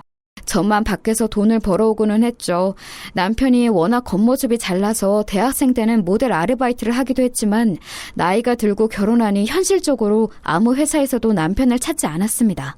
생활비가 부족하니 시어머니가 소일거리를 해서 보탤 정도였죠. 제가 버는 돈으로 친정 엄마부터 시댁 식구들까지 책임져야 하니 제 어깨가 너무 무거웠습니다. 그걸 아는 친정엄마는 당신께 용돈을 더 주지 않아도 된다고 하셨죠. 지수야, 엄마는 괜찮아. 그러니까 용돈 안 줘도 돼. 엄마 몸도 이제 전부 다 많이 나아졌으니까 식당에서 일하면서 돈 벌 수 있어. 실제로 돈이 너무 부족해서 대출까지 받아 쓰는 형편이었던 저는 결국 엄마에게 들어가는 돈을 줄이게 되었습니다. 이런데도 남편은 벌어오지 않았어요. 그러면서 부부싸움의 횟수도 늘어났죠. 문제는 저희가 조금만 언성을 높여도 시어머니가 찾아왔다는 거예요. 같은 집에 사니까 들을 수도 있는데 시어머니는 마치 도청하는 것처럼 매번 찾아오셨죠. 현실적으로 우리가 지금 돈이 없잖아. 당신이 밖에서 조금이라도 벌어오면 숨통이라도 트이니까 그러는 거야. 나도 조금이라도 월급 더 가져오려고 무리하게 초과 근무하는 거 몰라? 내 몸 다 망가지면서 일하는데 당신은 종일 집에서 누워서 텔레비전이나 보고 내가 속이 상해 안 상해? 내가 다 생각이 있어서 그러는 거야. 나라고 일하기 싫은지 알아? 나도 여기저기 이력서 돌리고 혹시라도 촬영 잡히면 연락 달라고 자존심 굽히고 있어. 그런데 지금 경기가 안 좋아서 어쩔 수가 없다잖아. 내가 제일 속상해. 왜 자꾸 나한테 그러는 거야? 그러니까 그 모델일 말고 하다못해 나가서 식당 일이라도 할 수 있잖아. 아니면 공사장 가서 막노동이라도 하면 되는 걸 왜 집에서 이러고 있냐는 거야. 내 말이 무슨 뜻인지 몰라서 그래? 그만해라, 그만해. 네가 지금 여기가 어디라고 하늘 같은 남편한테 소리를 질러? 내가 먹여주고 채워주니까 만만해? 우리 아들한테 지금 뭐 하는 짓이야? 누가 보면 네가 뭐 재벌이라도 되는 줄 알겠다. 겨우 쥐꼬리만한 월급 벌면서 우리 아들한테 소리를 쳐? 네가 제정신이야? 나가! 내 집에서 나가! 시어머니는 제가 남편에게 싫은 소리를 조금이라도 하면 득달같이 쫓아와 저를 집 밖으로 내쫓았어요. 이 과정에서 제 머리채를 잡아 끌거나 어깨와 등에 손을 대기도 하셨죠. 어머니! 이거 놓으세요! 놓으시고 말씀하세요! 여보! 당신은 말려봐! 어머니! 아파요! 그만하세요! 엄마, 그만해! 아우! 남편은 심지어 시어머니가 저에게 손을 대도 크게 말리지도 않았어요. 말로만 그만하라고 할 뿐이었죠. 우리 친정엄마는 제가 힘들게 버는 돈을 가만히 받기만 하는 것이 미안하다며 본인이 나가서 용돈벌이 하는데 집에서 남편이라는 사람은 누워서 하는 것도 없으니 제 속만 타고 있었어요. 결국 저는 무리해서 초과 근무를 하느라 몸 상태가 많이 안 좋아졌습니다. 너희는 결혼한 지 벌써 3년이 지났는데 어째 애가 안 생기니?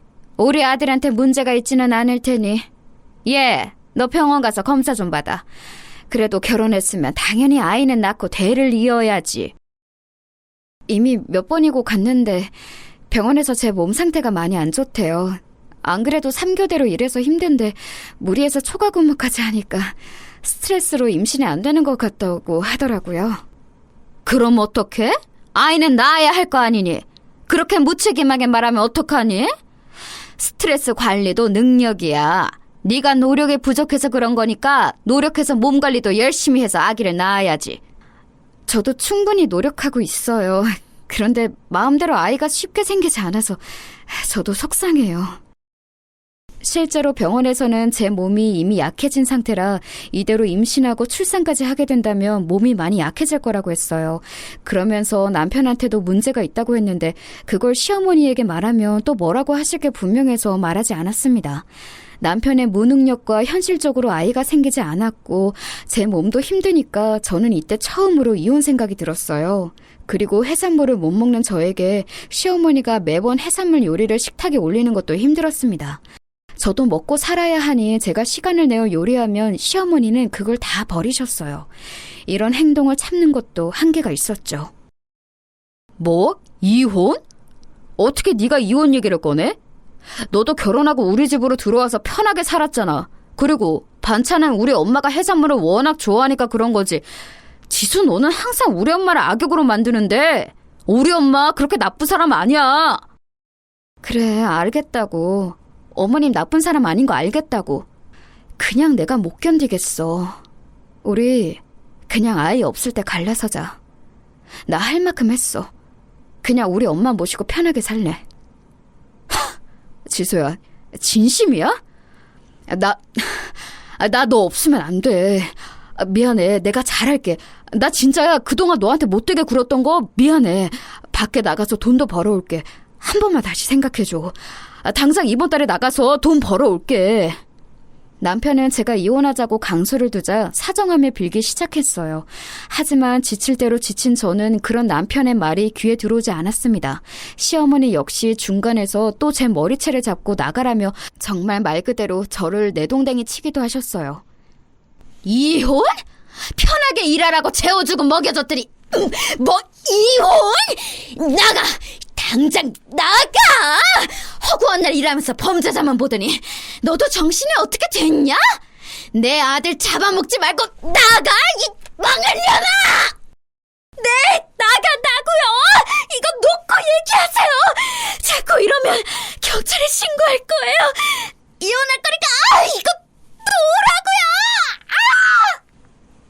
그렇게 저는 친정엄마의 집으로 가서 며칠 머무르게 되었습니다. 공무원으로 일하고 난 뒤 처음으로 병가를 내고 쉴 정도로 마음이 피폐해진 상태였어요. 엄마도 제가 너무 힘들어하니까 아이가 없을 때 이혼하는 것도 좋다고 하셨죠. 남편은 제가 친정에 있는 것을 아니까 계속 저를 찾아왔어요. 지수야, 내가 미안해. 한 번만 다시 생각해줘. 나 진짜 나가서 돈 벌어올게. 지수야, 나 너 없으면 못 사는 거 알잖아. 지수야, 장모님, 지수 한 번만 불러주세요. 지수야, 너 아래 있는 거 다 알아. 남편이 아무리 저를 찾아도 저는 절대 얼굴을 보여주지 않았습니다. 그렇게 며칠이 지나고 저는 몸 상태가 아무리 쉬어도 나아지지 않는 게 이상했어요. 일하는데 어지럼증이 자꾸 발생해서 동료들이 먼저 병원에 가보라고 할 정도였죠. 그렇게 병원에 갔더니 저는 아주 충격적인 소식을 듣게 되었습니다. 환자분 축하합니다. 지금 임신 4개월 차예요. 워낙 몸이 마르시고 또 생리불순이시라 모르셨죠? 그래도 축하드려요. 여기 지금 심장 소리 들리시죠? 네? 아니에요. 임신이라고요? 선생님, 다시 한번 검사해주세요. 진짜 임신이라고요? 정말로요? 아니죠? 임신 맞으세요. 여기 보시면 아기집도 보이시죠? 다음에 내원하실 때는 남편분도 데리고 오세요. 임신이라는 소식에 몇 번을 되물었는지 모릅니다. 믿을 수가 없었는데 의사는 태어난 얼굴로 임신이 맞다고 심장 소리도 몇 번이고 들려주었어요. 무슨 정신으로 집에 왔는지 모르겠습니다. 그날도 남편은 우리 집 앞에 서 있었어요. 남편을 보자마자 저는 참을 수가 없어서 원망의 목소리를 내게 되었습니다. 인간아! 이 망할 놈아! 나 임신이래! 그렇게 가지려고 할 때는 안 생기더니 나 임신이래, 이 사람아! 왜 도대체 내 인생을 이렇게 만들어? 난 진짜... 지수야, 진짜야? 임신? 진짜? 야, 잘됐다! 우리 그렇게 아기 가지는 거 원했잖아. 나는 너무 기쁜데? 지수야, 우리 다시 합치자. 어차피 이혼 서류도 제출 안 했잖아. 야, 장모님, 지수 임신했대요! 세상에! 뭐? 지수야, 그게 정말이야? 임신이라니, 이게 진짜야? 세상에, 어머, 웬일이야? 너무 기쁘다. 나한테도 드디어 손주가 생기는 거야? 저는 속이 터져 죽는 줄 알았어요. 너무 막막하고 현실적으로 돈도 없는데 도대체 어떻게 살아야 하나 걱정이 되었습니다.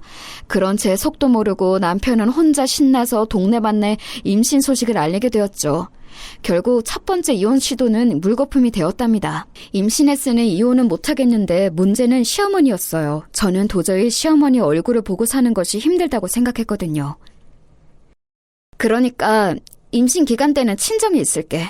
단칸방이라 엄마랑 둘이 사는 게 쉽지는 않겠지만 아무튼 당신이 내가 임신했을 때라도 돈을 좀 벌어서 모아놔.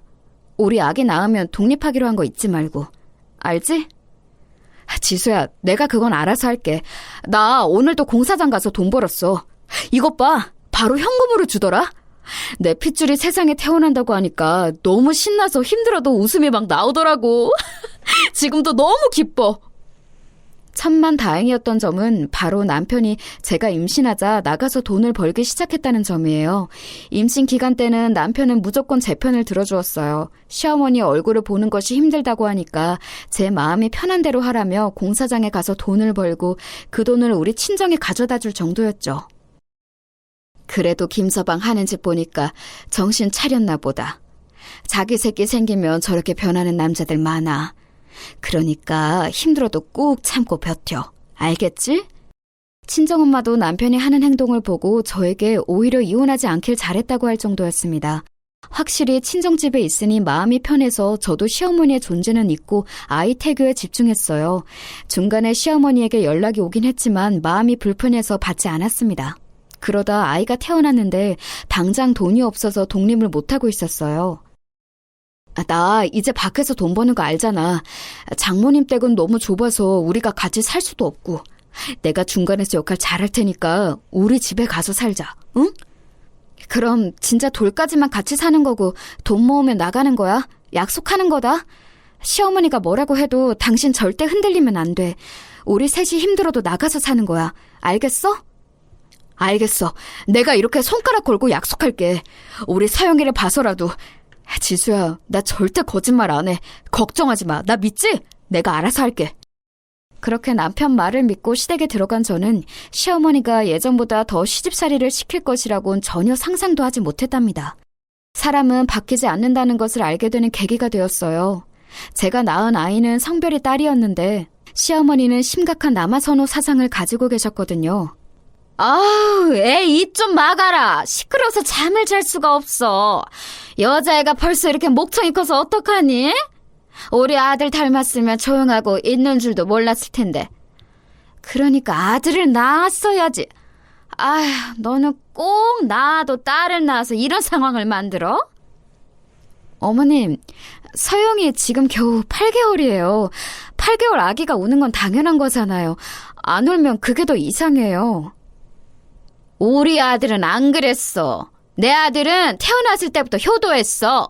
어찌나 조용하고 순한지 동네 사람들이 칭찬했다니까?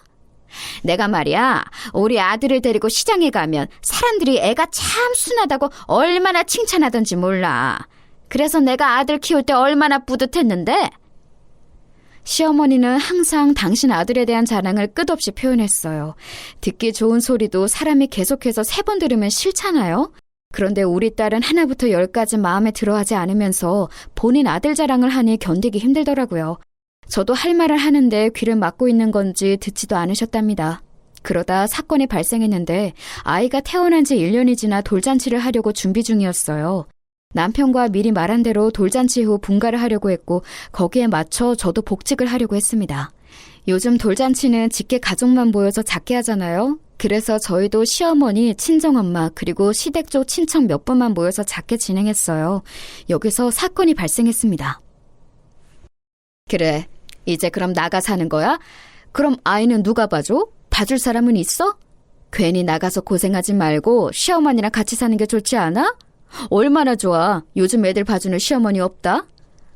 아이는 친정엄마가 오셔서 도와주신대요. 남편도 제 근무 시간대에 맞춰 일할 수 있으면 일한다고 하더라고요.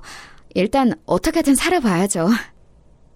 뭐 얼마나 대단한 일 한다고 저렇게 으스대는지 모르겠어. 가만 보면 우리 아들 길을 죽이는 것 같다니까. 내가 아이 봐준다고 해도 소스라치게 놀라면서 거부하더라. 나 참. 어머님이 아이 운다고 입 막고 자꾸 개월수에 맞지 않은 음식 주시니까 그렇죠. 그리고 남편보다 제가 더 안정적인 직장이니 제가 일하는 게 좋잖아요. 얘 좀 봐요. 이렇게 내가 뭐라고 하면 따박따박 말 대꾸 한다니까? 예전 같았으면 소방 맞고 쫓겨날 텐데 시대를 잘 타고 태어났어. 하참, 돈이라도 많이 벌면 몰라. 쥐꼬리 같은 월급을 가져오면서 저렇게 유세야. 시어머니는 돌잔치에서도 저에게 시비를 걸었어요. 문제는 거기에 우리 친정엄마도 와 있다는 거였죠. 저도 평소 같았으면 득달같이 달려들지 않았을 텐데 엄마 앞에서 제 욕을 서슴없이 하는 모습을 보니 참을 수가 없었습니다. 친정엄마의 표정이 점점 안 좋아지기도 했고요. 우리 엄마를 난처하게 만드는 모습을 어느 딸이 참나요? 여보, 어머니 좀 말려봐. 우리 엄마 당황하는 거 안 보여? 지금 이게 뭐야? 아기 생일잔치에서 기분만 상하고. 지수야, 엄마가 일부러 그러는 것도 아니고 당신이 좀 참아. 오랜만에 친척들 모이니까 괜히 그러시는 거지. 너무 마음에 담아두지 마. 왜 좋은 자리에서 분위기를 망치려고 해?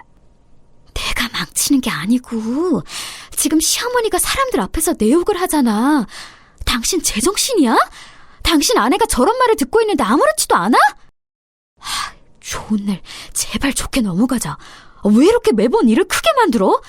그냥 어른이 하는 말이니까 넘어가면 안 돼? 예민하게 굴지 말자, 제발. 그런데 남편은 제가 말리라고 해도 말리지를 않았어요. 전혀 귀담아 듣지 않는 모습에 속이 상했죠. 오히려 자꾸 저한테 참으라는 말을 하더라고요. 이때 남편에게 너무 많은 실망을 하게 되었답니다. 제가 일하는 것이 교도소잖아. 솔직히 나는 그래서 우리 손녀가 제대로 보고 배우는 게 있을지도 걱정이 된다니까. 환경이 그렇게 중요한데 굳이 분가한다고 하니까. 아유, 속이 타지. 우리 아들만 믿고 내보내는 거야.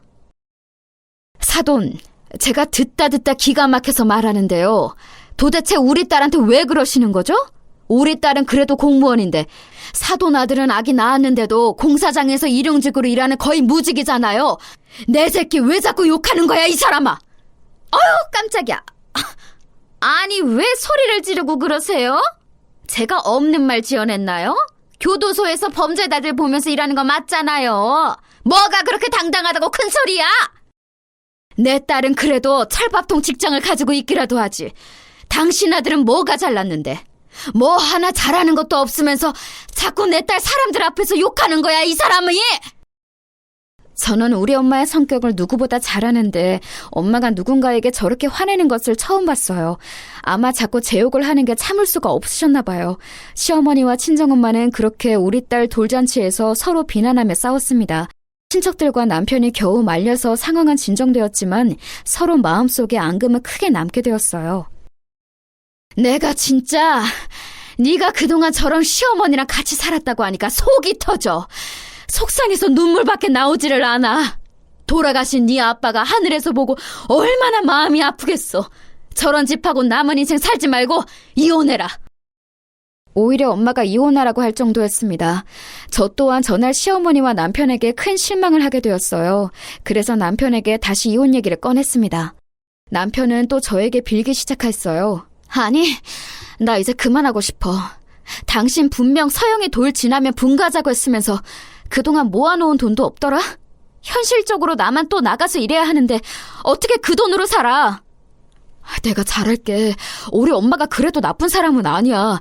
또 나한테 우리가 분가하면 아이 봐주러 오신다고 했었어. 그러니까 이혼은 안 돼. 이번 달에 어떻게든 나가서 일할게. 그냥 엄마가 하는 말 듣고 넘기면 안 돼? 매번 저렇게 할 때마다 듣고 넘기라고? 말이 되는 소리를 해. 나를 얼마나 무시하면 우리 엄마 앞에서 내 욕을 해? 난 이제 어머니 얼굴 보는 것도 힘들어. 이제 서로를 위해서 그만하자. 남편은 이혼하자고 아무리 요구해도 끈질기게 매달렸어요. 그러다 결정적인 사건이 하나 발생하게 되었는데요. 이날 이후로 저는 시어머니를 인간으로 취급하지 않게 되었습니다. 돌잔치 사건 이후로 계속 친정에 머물렀던 저는 짐을 가지러 시댁에 갔던 날이 있어요. 그때 시어머니와 마주쳤는데 어차피 이혼할 생각이었어도 마지막은 좋게 마무리하고 싶더라고요.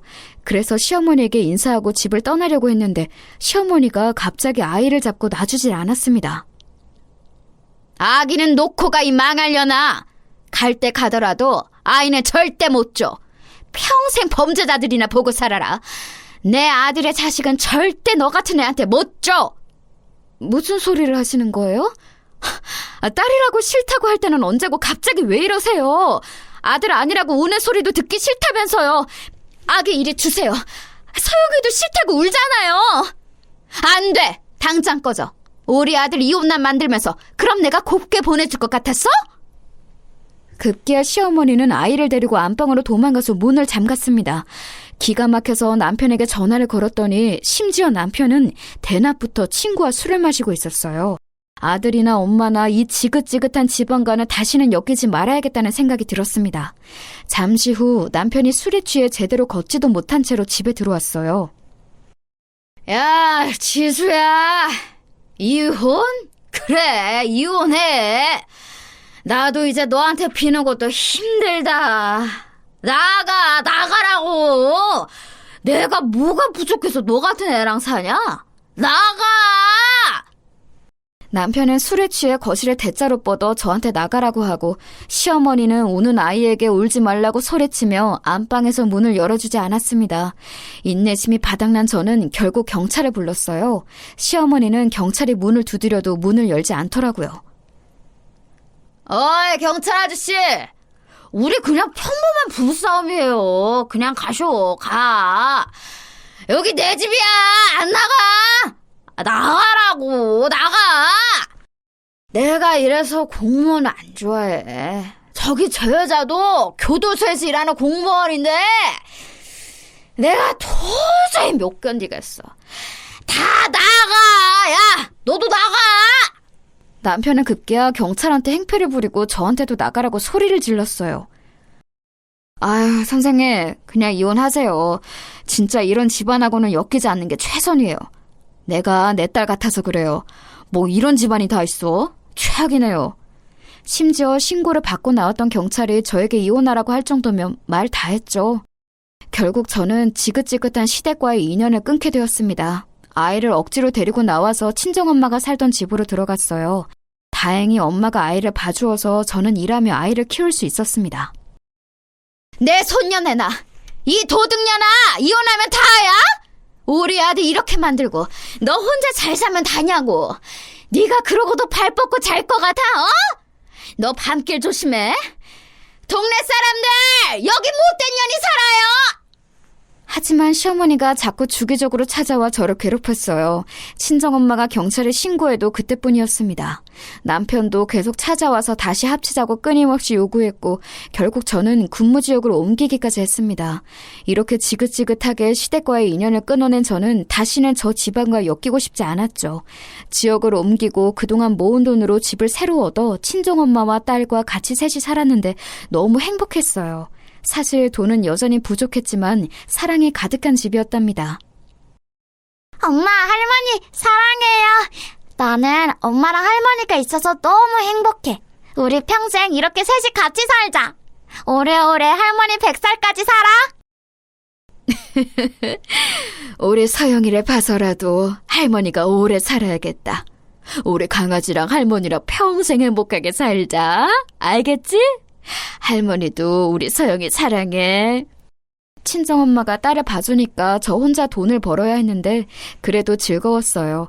딸도 친할머니와 아빠를 그리워하지도 않았고 우리 친정엄마와 잘 지냈거든요. 그렇게 어느덧 딸은 자라서 중학생이 되었습니다. 혼자 가장 역할을 하며 당연히 힘들었던 기억도 많았어요. 하지만 제가 시댁에서 살면서 시집살이를 당했던 날들을 생각하면 다시는 돌아가고 싶지 않았죠. 시간이 지나면 잊혀질 줄 알았던 감정은 쉽게 사라지지 않았어요. 오죽하면 저는 꿈에서도 시어머니가 나왔습니다. 예, 내가 너 출근하기 전에 속 든든히 먹고 가라고 밥 차렸다. 이런 시어머니가 어디 있니? 너는 정말 복 받은 거야. 어머니, 저 해산물 못 먹는다고 몇 번이나 말했잖아요. 갈치조림, 멸치볶음, 홍합 미역국. 이러면 저 먹을 수 있는 게 맨밥밖에 없어요. 저 위에서 만들어주신 것은 감사한데요. 알러지 때문에 죄송해요. 됐다. 힘들게 밥을 차려도 대놓고 싫다고 하는데 앞으로 내 집에서 아무것도 먹지 마. 시어머니 억울해서 살겠냐? 며느리가 시어머니한테 이래도 되는 거야? 어? 새벽에 악몽을 꾸고 일어날 정도로 시집살이에 대한 기억이 좋지 않았어요. 오죽하면 저는 시어머니가 단팥빵을 그렇게 좋아했는데 단팥빵만 봐도 시어머니 얼굴이 떠올라서 괴로웠습니다. 빵만 봐도 시어머니의 목소리가 들리는 기분이 들었죠. 그 정도로 시어머니의 존재는 저에게 안 좋은 기억으로 남아있었어요. 그래도 확실히 안 보고 사니까 기억이 점점 흐려지긴 하더라고요. 최대한 딸과 친정엄마를 보며 좋게 생각하며 지내던 어느 날이었습니다.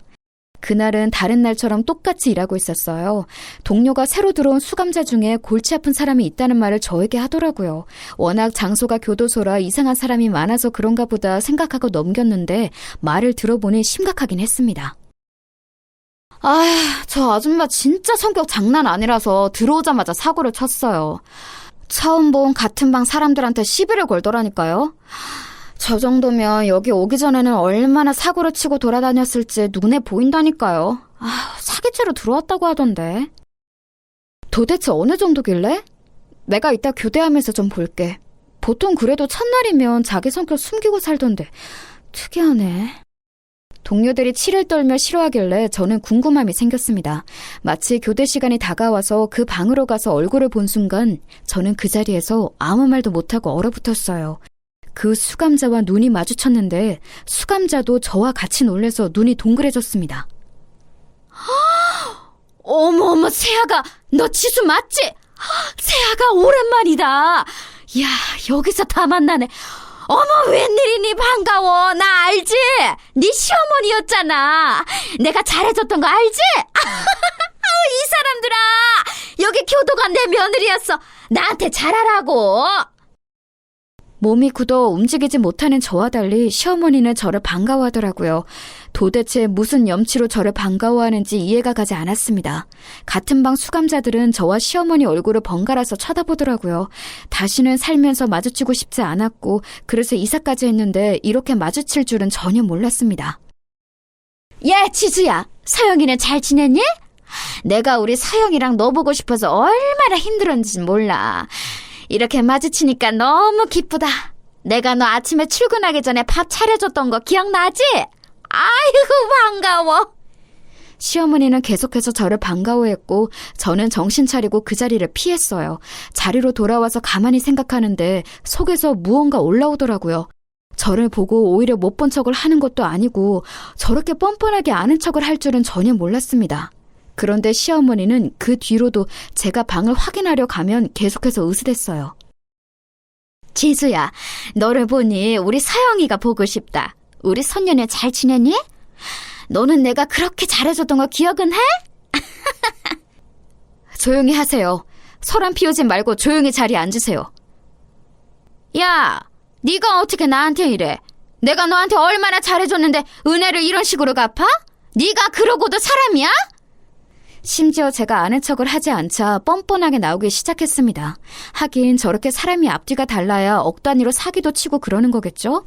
동료한테 들으니 시어머니는 무려 갯돈으로 수억 원을 들고 날랐다가 잡혔다고 하더라고요. 자꾸 내 딸의 이름을 언급하는 것도 짜증나는데 자기가 잘해줬다고 하는 것을 보니 속에서 울컥하고 올라왔습니다. 그러다 제가 복수할 수 있는 일이 일어났어요. 시어머니는 워낙 문제가 많았는데 그 방에 유독 성격 더러운 수감자가 있었거든요. 둘이 싸운다는 소식을 듣고 달려갔는데 사실 그건 싸움이 아니고 시어머니가 일방적으로 맞는 거였죠. 지수야, 내 며느리 날 구하러 왔구나. 그래. 이리 나오세요. 독방으로 가세요. 지금 뭐 하시는 거예요? 이렇게 같은 방 사람끼리 싸우면 안 된다고 했을 텐데요.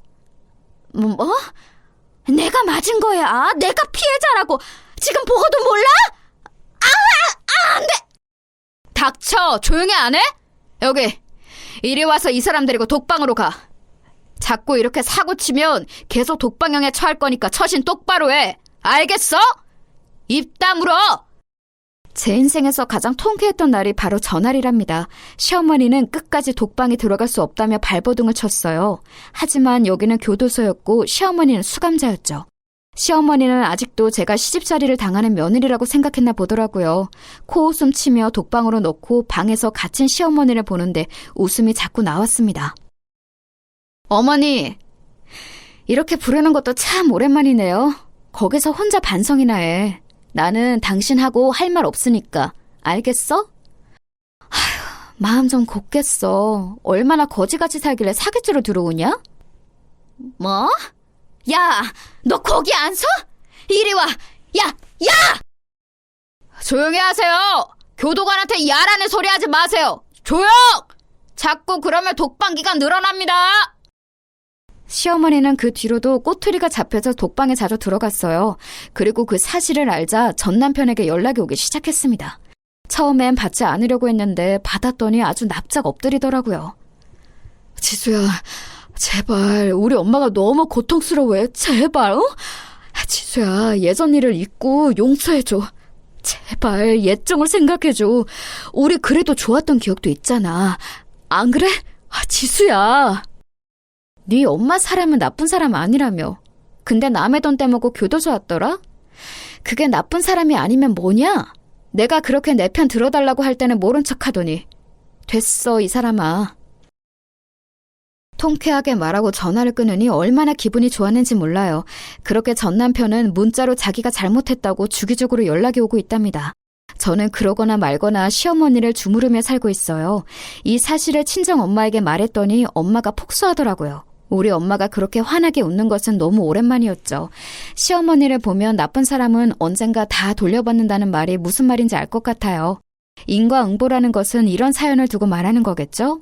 여기까지가 제가 준비한 사연인데 재밌게 들으셨는지 모르겠어요. 시어머니를 볼 때마다 그리고 전 남편에게 연락이 올 때마다 억울했던 지난날이 생각나더라고요.